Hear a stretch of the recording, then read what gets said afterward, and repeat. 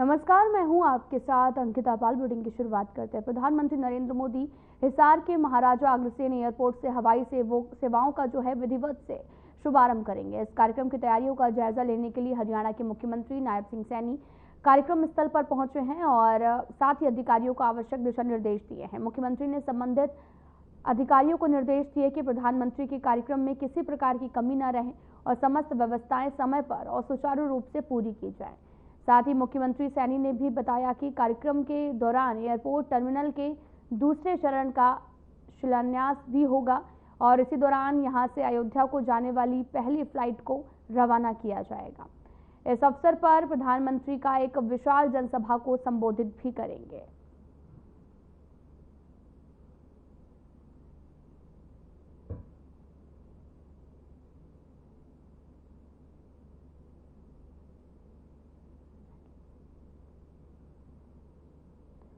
आपको बताते चलें कि आज प्रधानमंत्री नरेंद्र मोदी का हिसार दौरा है और जो कि काफ़ी अहम भी माना जा रहा। आपको ये भी बताते चलें कि महाराजा अग्रसेन एयरपोर्ट सेवाओं का यहां से शुभारंभ करेंगे और साथ ही ये दौरा काफ़ी ज़्यादा अहम भी माना जा रहा है, जहां पर पीएम रैली के चलते अंबाला यमुनानगर रूट भी बंद कर दिए गए हैं, सिर्फ आपातकालीन, और रैली बसों को छूट दी गई है। बैरिकेड्स लगाकर वाहनों को रोका गया है। दरअसल यमुनानगर में भी पीएम की रैली के चलते अंबाला यमुनानगर रूट पर डायवर्जन लागू कर दिया गया है।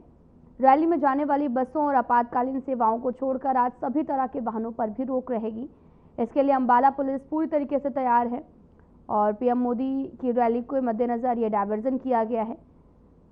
साथ ही पीएम मोदी के कार्यक्रम के लिए अंबाला में यमुनानगर जाने वाली सड़क पर पुलिस ने बैरिकेड्स लगाए हैं।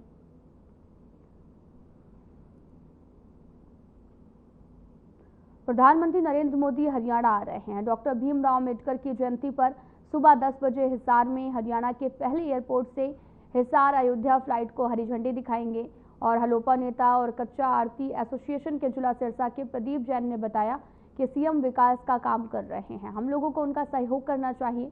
साथ ही उन्होंने ये भी कहा कि सिरसा जिला से हजारों गाड़ियां और सैकड़ों बसें पूर्व गृह राज्य मंत्री भाई गोपाल कांडा और गोविंद कांडा की अगुवाई में रैली जा रही है और उनके मार्गदर्शन में कलावली से अपने साथियों के साथ ले जा रहे हैं।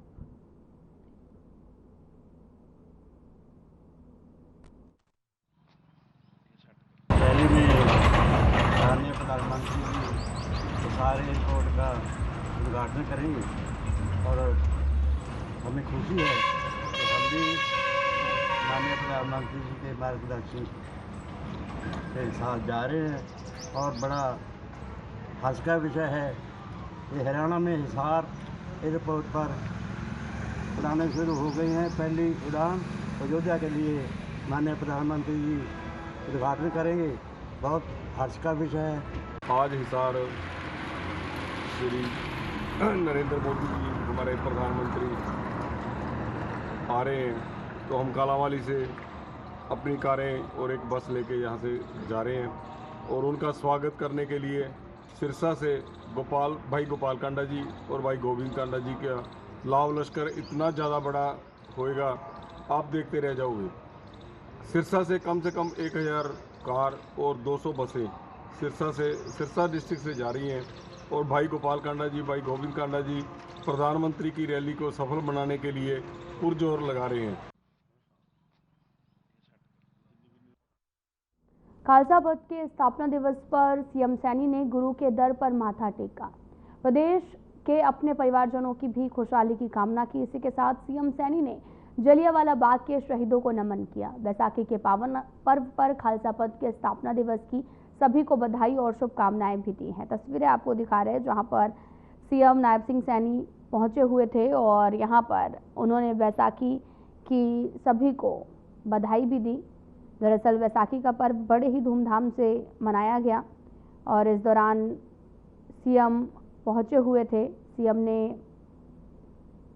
परिवार और साथ ही देश की सुख शांति की कामना की और साथ ही आपको तस्वीरें भी दिखा रहे हैं जो कि सीएम सैनी की हैं, जहां पर बधाई देते हुए भी नजर आए।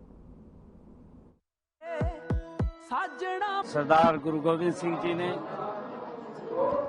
1699 में खालसा पंथ की स्थापना की।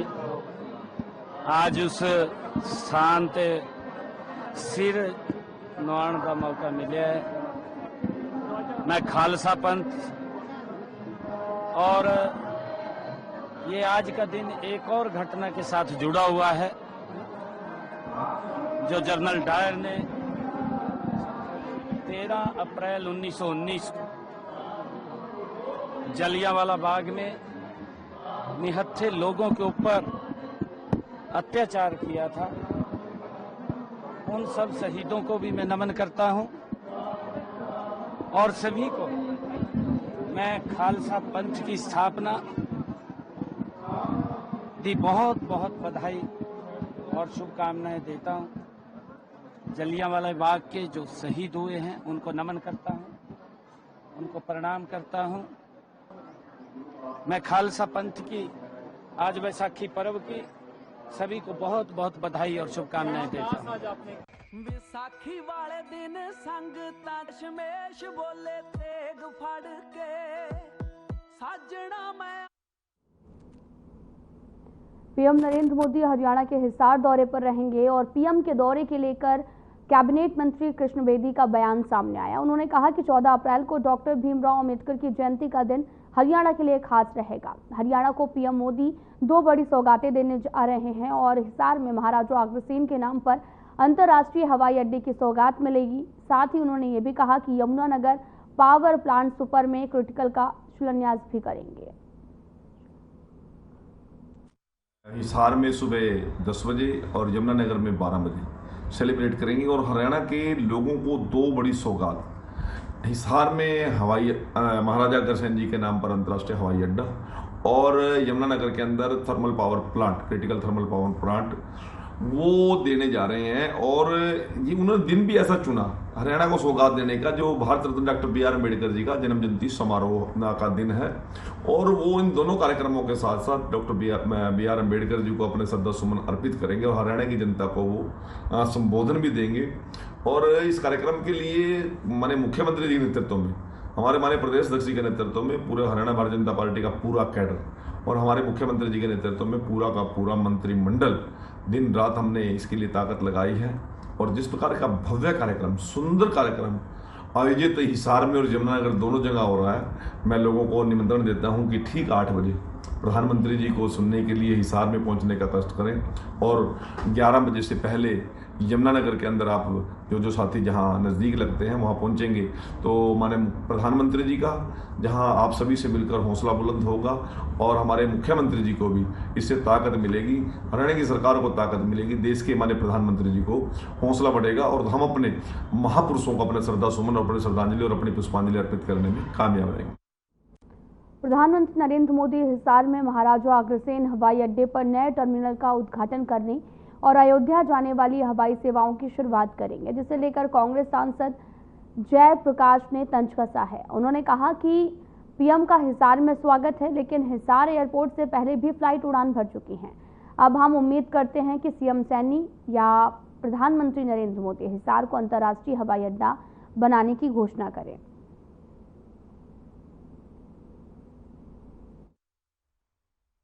तो अच्छी बात है, मोदी जी आ रहे हैं, उनका तो स्वागत।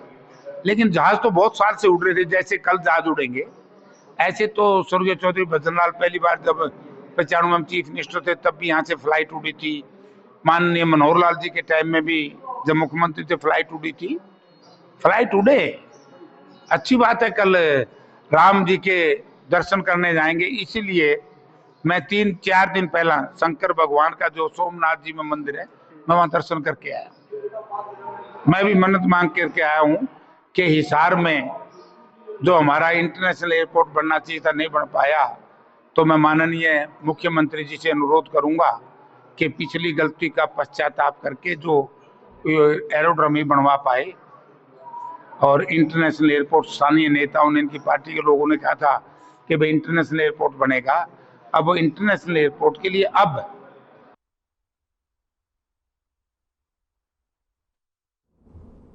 इनेलो ने के राष्ट्रीय अध्यक्ष अभय चौटाला ने प्रेस कॉन्फ्रेंस की, जिसमें उन्होंने बताया कि राष्ट्रीय और प्रदेश स्तर पर संगठन का गठन किया गया है। साथ ही प्रदेश को 3 जोन में बांटने का काम किया गया है। पहला जोन गुरुग्राम जिसमें 8 जिले हैं, दूसरा जोन हिसार जिसमें 7 जिले हैं और तीसरा जो अंबाला होगा इसमें भी 7 जिले हैं। अभय ने यह भी कहा कि सभी नेता पार्टी को मजबूत करने में जुटे हैं। हमने नए सिरे से इंडियन नेशनल लोकदल पार्टी के संगठन का गठन किया है, राष्ट्रीय स्तर पे भी और प्रदेश के स्तर पे भी। गठन करने के बाद जिला के स्तर पे और प्रदेश के स्तर के ऊपर पदाधिकारी बनाने के बाद हल्के के स्तर के ऊपर और अलग अलग हमारे जो सेल हैं उन सेलों के जिला के हल्के के संयोजक बनाए जाएं। उसके लिए हमने प्रदेश को 3 जोन में बांटने का काम किया है और पहला जोन जो 3 जोन जो बनाए इसमें एक गुड़गांव जोन रखा है। गुड़गांव के अंदर 8 जिले हैं। होडल में पहुंचे केंद्रीय मंत्री कृष्णपाल गुर्जर और क्षेत्र के बीजेपी के विधायक हरिन द्वारा नगर परिषद में शहर में 20 करोड़ रुपए के विकास कार्यों का नारियल फोड़कर उद्घाटन किया गया। आपको बताते चले कि उन्होंने 200 करोड़ रुपए की जल परियोजना को मंजूरी दे दी है और जल्द ही इस पर काम शुरू हो जाएगा। केंद्रीय मंत्री कृष्णपाल गुर्जर ने कहा कि केंद्र और प्रदेश सरकार द्वारा हरियाणा में जमकर विकास कार्य कराए जा रहे हैं। होडल शहर को सुंदर और स्वच्छ बनाने के लिए आने वाले 4 महीनों में जमकर विकास किया जाएगा।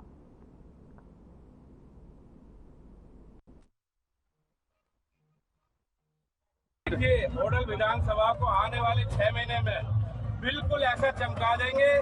आदरणीय चौधरी कृष्णपाल गुर्जर जी जो हमारे सांसद है और इनके भारत सरकार में मंत्री हैं, उनके आशीर्वाद से, और आप देख रहे हो हमारे जो नायब सैनी जी हैं जो लोकप्रिय मुख्यमंत्री, दोनों के आशीर्वाद से विधानसभा में इतने विकास के कार्य हो रहे हैं। देखिए आज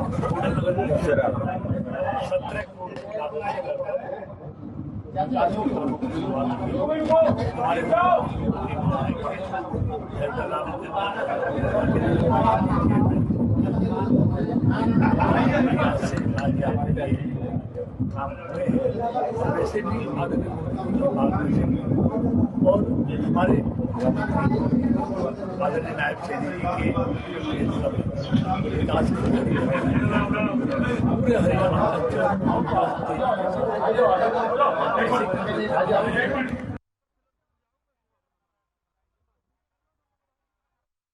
खबर जींद से है, जहां पर जेल मंत्री डॉक्टर अरविंद शर्मा ने जींद जेल का औचक निरीक्षण किया। इस दौरान वहां पर अनुपस्थित पाए गए जेल अधीक्षक से कैबिनेट मंत्री ने स्पष्टीकरण भी मांगा है। साथ ही अधिकारियों से फीडबैक लिया। पहले भी इसी तरह के निरीक्षण पर पहुंचे थे जेल मंत्री अरविंद शर्मा ने।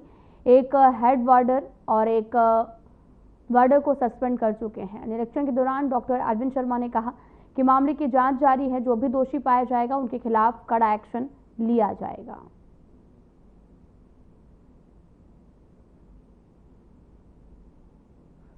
आपको बताते चलें कि जेल अधीक्षक से स्पष्टीकरण भी मांगा है। कैदियों की मूलभूत सुविधा की यहां पर जानकारी भी ली है। दरअसल जींद कारागार पहुंचे थे और जेल मंत्री ने औचक निरीक्षण किया। यहां पर पहुंचने के बाद में स्पष्टीकरण मांगा और जो कर्मचारी नदारद दिखे उन्हें सस्पेंड भी कर दिया गया है, जिसमें से एक हेड वार्डर है और एक वार्डर को कर दिया गया है।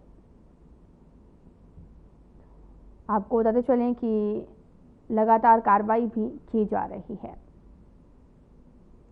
कांग्रेस महासचिव रणदीप सुरजेवाला ने कैथल में अंबेडकर जयंती में शिरकत करते हुए कहा कि बाबा साहब की जयंती तो मना रहे हैं, ये बात जानने और समझने की जरूरत है। बाबा साहब के भारत पर, बाबा साहब के अनुयायियों पर, बाबा साहब की सोच पर हरियाणा की नायब सैनी सरकार और दिल्ली की मोदी सरकार ने हमला बोल रखा है। और उन्होंने ये भी कहा कि बीजेपी सरकार ने कहीं आरक्षण को तोड़ने का काम किया है तो कहीं संविधान बदलने का काम किया है।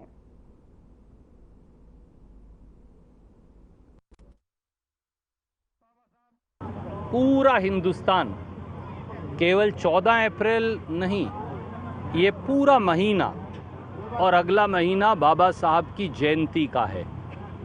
जहां हम बाबा साहब की जयंती तो मना रहे हैं, वहाँ यह बात जानने और समझने की ज़रूरत है कि बाबा साहब के भारत पर, बाबा साहब के अनुयायियों पर, बाबा साहब की सोच पर हरियाणा की नायब सैनी सरकार और दिल्ली की मोदी सरकार ने हमला बोल रखा है। वो हमला कहीं आरक्षण को तोड़ने का है तो कहीं संविधान बदलने का है। 2000 में भी बीजेपी ने संविधान बदलने की कोशिश की और 2024 में भी 400 पार का नारा संविधान बदलने के लिए दिया था। फरीदाबाद के केली गांव में बीते शनिवार और रविवार की सुबह करीब 2 बजे बिजली के शॉर्ट सर्किट के चलते घर में रखे सिलेंडर में आग लग गई। हादसे में पति पत्नी और बच्चों के झुलसने की खबर सामने आई। घायलों को आनन फानन में फरीदाबाद के बादशाह खान सिविल अस्पताल में इलाज के लिए ले जाया गया है, जहां पर डॉक्टरों ने उन्हें प्राथमिक उपचार देने के बाद में दिल्ली के सफदरजंग अस्पताल में इलाज के लिए रेफर कर दिया है और साथ ही चारों की हालत स्थिर बनी हुई है।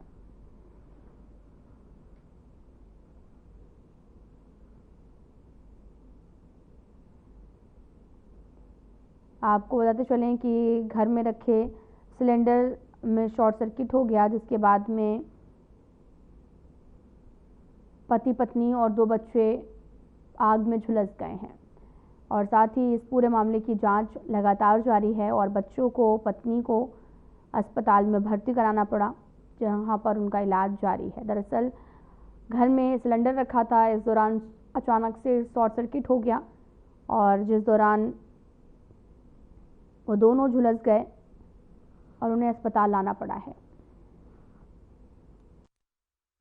भिवानी में बाबा साहेब भीमराव अम्बेडकर जयंती को लेकर कार्यक्रम का आयोजन किया गया। इस मौके पर हरियाणा विद्यालय शिक्षा बोर्ड के चेयरमैन ने बतौर मुख्य अतिथि शिरकत की, तो वहीं एससी आयोग के वाइस चेयरमैन विजेंद्र बड़गुजर ने भी कार्यक्रम में शिरकत की और कार्यक्रम में संविधान निर्माता भीमराव अम्बेडकर के दिखाए गए मार्ग पर चलने की बात कही और वहीं मौके पर जलियांवाला बाग हत्याकांड पर शहीद हुए स्वतंत्रता सेनानियों को भी याद किया गया। कार्यक्रम में मेरिट में आए बच्चों को सम्मानित किया गया है।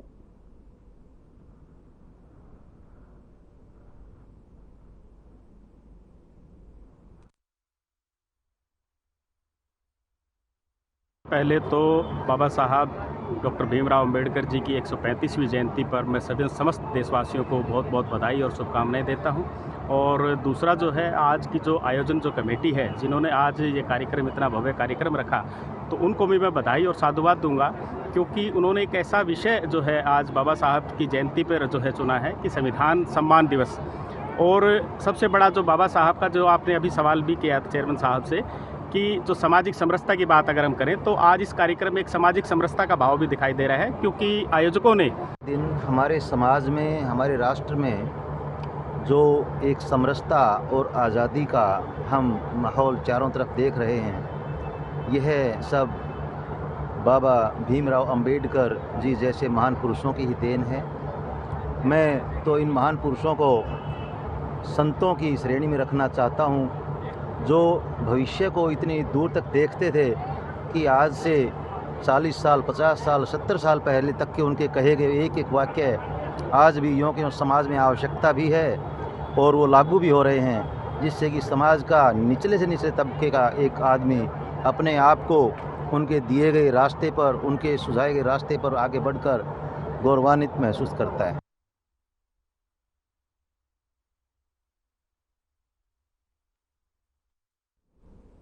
फरीदाबाद की आशाराम बापू आश्रम शाखा ने एक प्रेस कॉन्फ्रेंस की, जिसमें बताया गया कि पिछले 11 सालों में आशाराम बापू को किसी भी तरह की पैरोल या फिर बेल नहीं मिल रही है, लेकिन हाल ही में सर्वोच्च न्यायालय ने उन्हें 3 महीने की पैरोल पर बेल दे दी है, जिसमें आशाराम बापू के अनुयायियों में काफ़ी ज़्यादा खुशी है और इसी के साथ में उन्होंने विद्यार्थी उज्ज्वल भविष्य निर्माण शिविर के आयोजन की भी जानकारी दी है।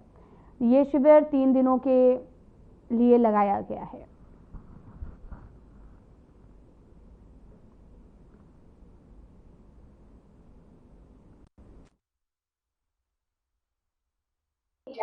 विशेष तो सबसे बड़ी बात यह है कि हमारे सबके प्राणों के आधार हमारे परम पूज्य संत श्री आसाराम जी बापू जी बाहर आ गए हैं। इस बात की खुशी है पूरे देश भर में सब साधकों को, क्योंकि 11 साढ़े 11 सालों में बापूजी को कोई बेल कोई पैरोल नहीं मिलती थी, लेकिन माननीय सर्वोच्च न्यायालय ने पीछे हमको 3 महीने की पैरोल दी। उसके बाद अभी फिर से हाईकोर्ट गुजरात और हाईकोर्ट जोधपुर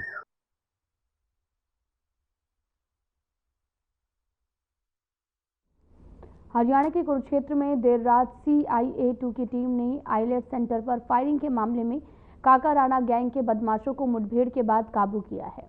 अभी LNJP अस्पताल में उनका इलाज चल रहा है। दोनों की टांगों में गोली लगी है। साथ ही घटना रात करीब 12 बजे की बताई जा रही है। रास्ते में पुलिया से पहले 2 संदिग्ध युवक खड़े दिखाई दिए। पुलिस को देखते ही उन्होंने हथियार निकाल लिए और फायरिंग शुरू कर दी है।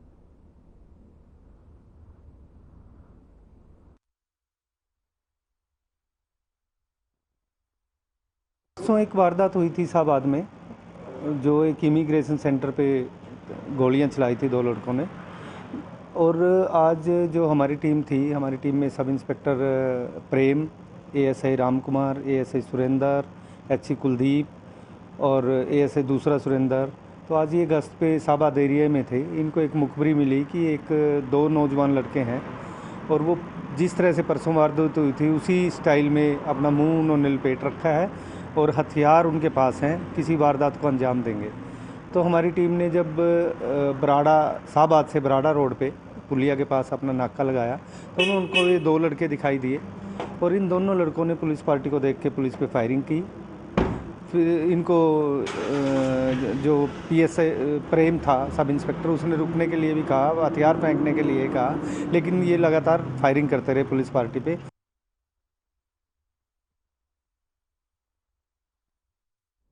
कलावली क्षेत्र के गांव करुंगावाली के किसान बाबू सिंह और गुरमीत सिंह की फसल जो कि खेत में खड़ी थी, गेहूं की फसल में अचानक से बिजली के शॉर्ट सर्किट से आग लग गई, जिससे कई एकड़ गेहूं की खड़ी हुई फसल जलकर राख हो गई है। किसानों ने तुरंत प्रभाव से ट्रैक्टर के माध्यम से बाकी फसल को बचाने का प्रयास किया है और इसमें सफल भी रहे हैं। बताया ये भी जा रहा है कि खेतों में बिजली की तार गुजरती है, जिसके कारण शॉर्ट सर्किट हुआ और गेहूं की फसल जलकर राख हो गई है। किसानों ने सरकार से मुआवजे की मांग की है क्योंकि उनकी फसल का काफ़ी ज़्यादा नुकसान हुआ है।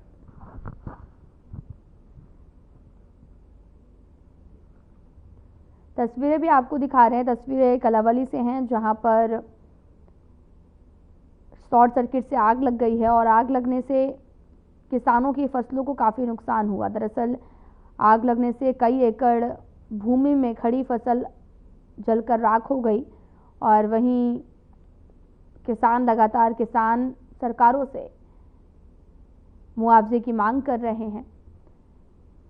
शॉर्ट सर्किट आग की वजह बताई जा रही है। ये पूरा मामला कलावली से सामने आया है, जहां पर आपको ये भी बताते चले कि कलावली की फसलों में आग लग गई और आग लगते ही यहाँ पर तस्वीरें भी आपको दिखा रहे हैं जहाँ पर फसलें जो हैं वो जलकर खाक हो गई हैं।